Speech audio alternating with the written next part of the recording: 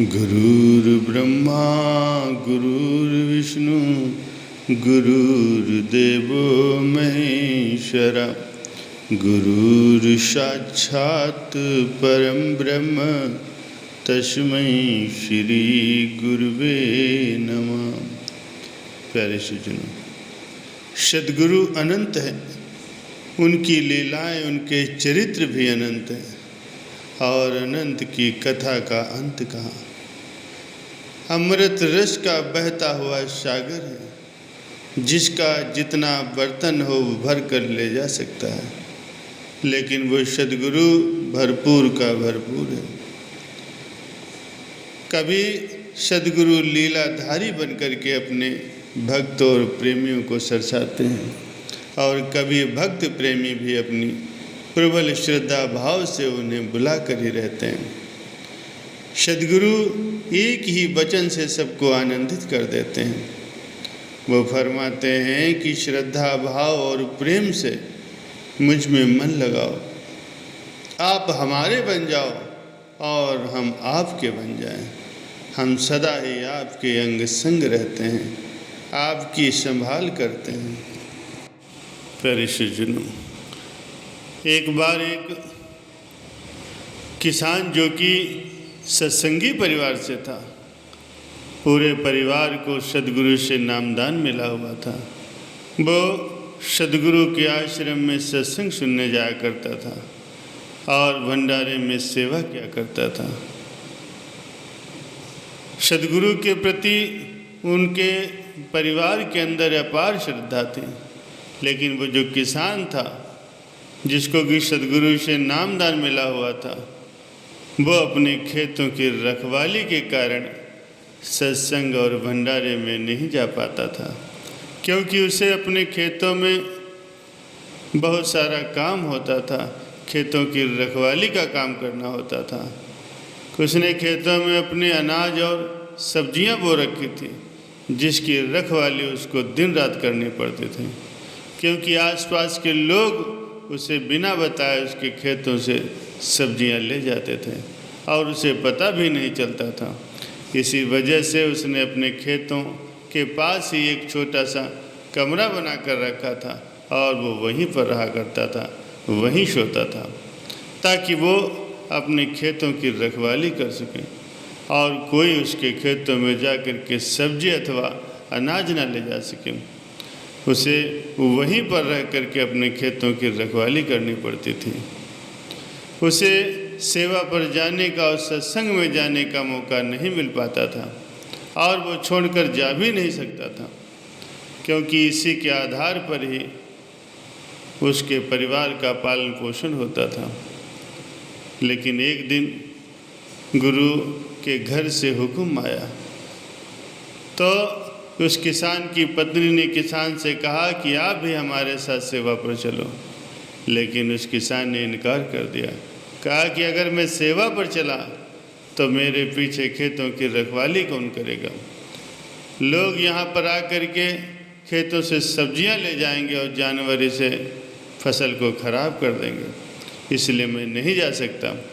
उसकी पत्नी ने कहा, आप ये सब सद्गुरु के ऊपर छोड़ दो, आप हमारे साथ सेवा पर चलो। उसकी पत्नी के बार बार कहने पर उस किसान ने बात मान ली और अपने खेतों की परवाह किए बिना ही वो सेवा पर चला गया। बड़े ही प्रेम और उत्साह से उसने गुरु के घर की सेवा की और खेतों में भी वो गया। वहाँ पर जाकर उसने बड़े ही प्रेम से खेतों में सेवा की। जब शाम को जब वो अपने घर वापस आया तो उन्हें कुछ लोगों से पता चला कि कुछ लोग उनके खेतों में जाने की कोशिश कर रहे थे, सब्जियां लेने की कोशिश कर रहे थे, लेकिन वो ऐसा नहीं कर पाए। पूछने पर पता चला कि वो सभी एक ही बात बार बार कह रहे थे कि यहाँ पर कोई दिव्य महापुरुष हैं जो कि खेतों की रखवाली कर रहे हैं, किसी को भी खेत के अंदर नहीं जाने दे रहे हैं। उनके डर की वजह से ही कोई खेत में नहीं जा पाया। जब ये बात उन लोगों को पता लगी तो लोगों ने सदगुरु के स्वरूप के आगे हाथ जोड़ लिए और उनका सदगुरु के प्रति और भी विश्वास गहरा हो गया। प्यारे सज्जनों, जब हम अपने काम छोड़ करके गुरु घर की सेवा के लिए जाते हैं तो हमें ये पता चलता है कि हमारे पीछे हमारा कामकाज कौन देखेगा, हमारा नुकसान हो जाएगा। लेकिन सदगुरु जब अपने शिष्य की जिम्मेदारी लेते हैं तो उस पर आने वाली हर एक मुसीबत में उसके साथ खड़े रहते हैं। अपने शिष्य पर किसी भी तरह की कोई मुसीबत नहीं आने देते, हर पल उसकी सहायता करते हैं।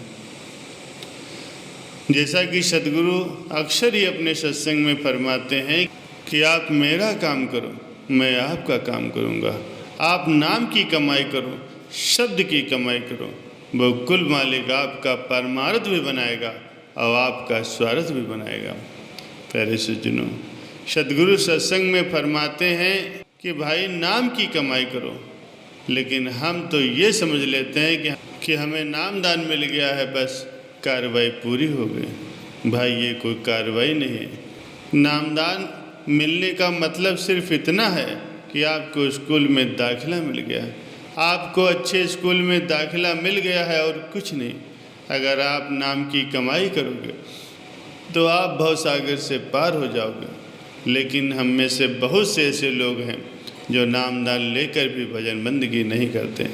ये तो फिर ऐसे हुआ जैसे कि हमने बच्चे को स्कूल में दाखिला दिला दिया और उसने आगे की पढ़ाई नहीं की तो क्या वो पास हो जाएगा? नहीं हो पाएगा। जब तक वो स्कूल नहीं जाएगा, वहाँ जाकर के पढ़ाई नहीं करेगा, तब तक वो पास नहीं हो सकता। ऐसे ही ये संत मत का भी मार्ग है। इस मार्ग पर हमें करनी है, सुनी सुनाई बातों में नहीं आना है। महापुरुषों ने जो फरमाया है हमें उन वचनों पर चलना होगा। संत कहते हैं कि भजन में मन नहीं लगता है तो कोई बात नहीं, क्योंकि मन में कोई ताकत नहीं, ताकत तो उसे हम देते हैं। मन मानने वाला है, उसको प्यार से मनाओ। लेकिन हम तो तरह तरह की बातें करते हैं, मन ने ये करवा दिया, वो करवा दिया। भाई किसी का कोई कसूर नहीं है, सब हमारे ऊपर ही निर्भर है। हम ही मन को बढ़ावा देते हैं। संत फरमाते हैं यह सिनेमा हॉल में कोई पिक्चर चल रही है, हम देख रहे हैं। पिक्चर में कुछ सीन ऐसे होते हैं जिनको देखकर आंसू आ जाते हैं और कुछ सीन खुशी वाले होते हैं जिनको देखकर हम हंसने लगते हैं। लेकिन बाद में हमें ख्याल आता है कि ये तो सिर्फ एक पिक्चर थी, सच्चाई कुछ नहीं। ऐसे ही हमारे साथ भी होता है। हम मन के पीछे लग करके इस दुनिया को सत्य मान लेते हैं और मन इसमें हमें बुरी तरह से फंसा देता है और हम पर हावी हो जाता है, जबकि मन में कोई भी ताकत नहीं। हम ही मन को ताकत देते हैं, माया में फंसते चले जाते हैं। संत फरमाते हैं अगर हम उस मालिक से रिश्ता बनाएं, उस मालिक की याद में बैठें, तो हम अपने जीवन में एक बैलेंस रख सकते हैं।